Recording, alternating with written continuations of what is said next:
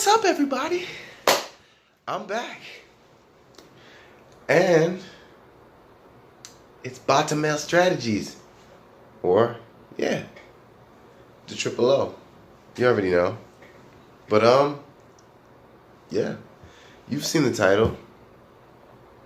Really amped up about this fight, man. I'm really happy. I'm really ready to see one of the best welterweights in the world go against somebody who's an undefeated champion in 4 weight divisions, and see if we can use this as a gauge to actually gauge how good is Errol Spence really. Because there's some people that say, on this hand, who will say, oh, he's an over-up hype job, and there's some more people on this hand that say, he's the greatest, he'll destroy anybody, Keith Thurman can't hold the flame to this guy. This is the perfect fight to see who's right, you know? Because what I started thinking is, how good is Mikey Garcia? Because, of course, Spence is the bigger name. He's the more well-known fighter. So, does Mikey actually have a chance in this fight? He's going to be the smaller opponent, more experienced, but drastically outsized. And the fights that I've seen, from this era of boxing, the small guys have not won, when it comes to moving up in weight. Besides, like, Manny Pacquiao and all that, But I'm talking about, like, this era. That's the last era. This era. I haven't seen anybody that I remember in my time watching boxing have I seen any smaller guy come up and win. So, what's the difference now? And I'm going to give you some of the things that I think are a reason why Mikey Garcia can win this fight. Here we go. First is his footing, his foot speed, his I wouldn't say ring generalship, but I'm just saying footwork. Footwork is a way that he might have to,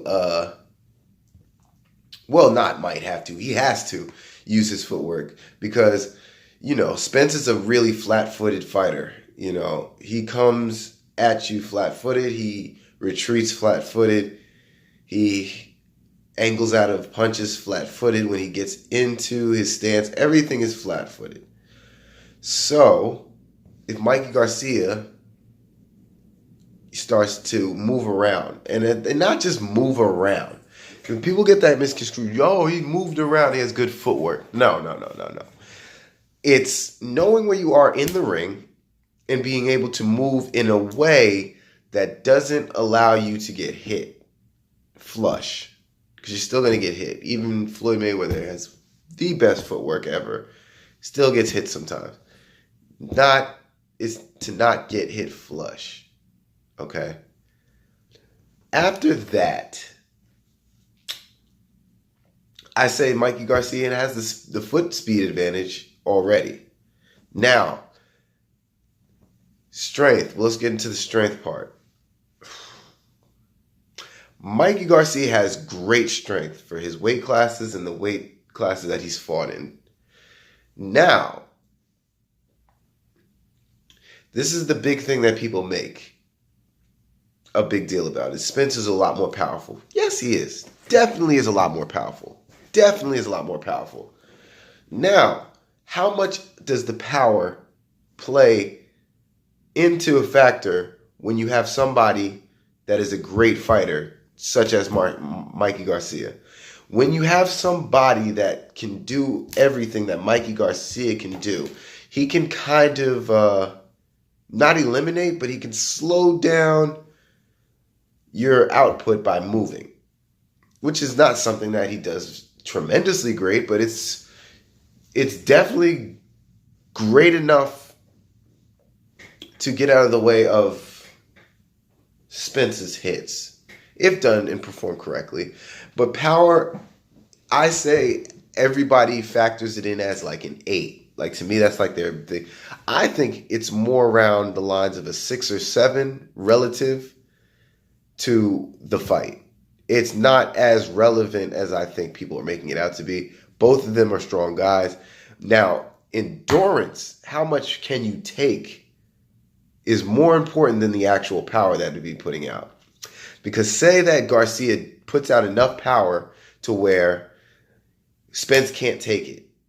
Now, is it all about the power? When we know that Mikey Garcia is coming up from 2 weight classes, so the power is not going to be that as strong, but the effect of the power to the body of the weaker person was more of a factor.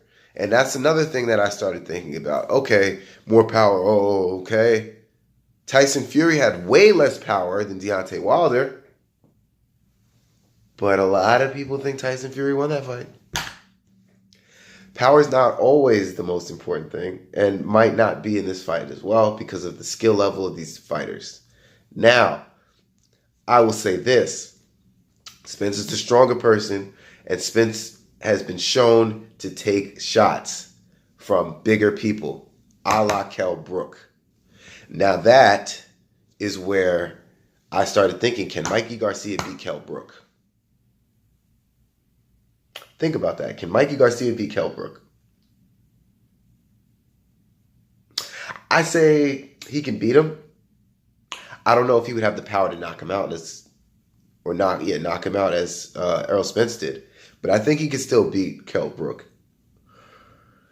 So we saw Kell Brook do good work to Errol Spence, and they both had power. But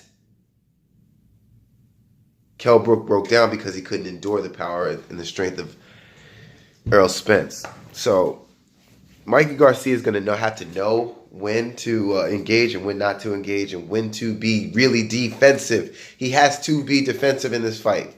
Hello, guys. To win this fight, Mikey Garcia has to be defensive. He cannot be the offensive person all the time. He has to be the defensive one more than he's doing the offense. He cannot stand in the middle of the ring and think that he's going to powerhouse with Spence. It's not going to work. Okay?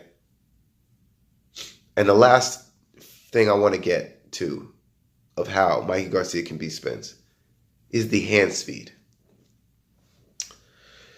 Now, to me, Mikey Garcia is not the fastest puncher. He's not a barrage puncher like Mayweather, a barrage puncher like Manny Pacquiao or Amir Khan. But his combinations are very quick, especially his jab off the hook. The jab hook, the jab hook. That's really fast for Mikey. For some reason, I don't know why certain fighters have certain abilities, but he's really good at that. And he's going to have to use that to its full advantage, and he cannot make mistakes in this fight. Not in this fight. If he wants to win, But that's all I wanted to say. You guys comment, subscribe. Let me know what you guys think. These are just some of the ways I think Mikey can win. Even though I think Spence is going to win in the end. Guys, just wanted to let you know that. It's been a great time to be alive. Watch this fight. That's all I can say. It's tomorrow, March 16th. Tune in. Thank you.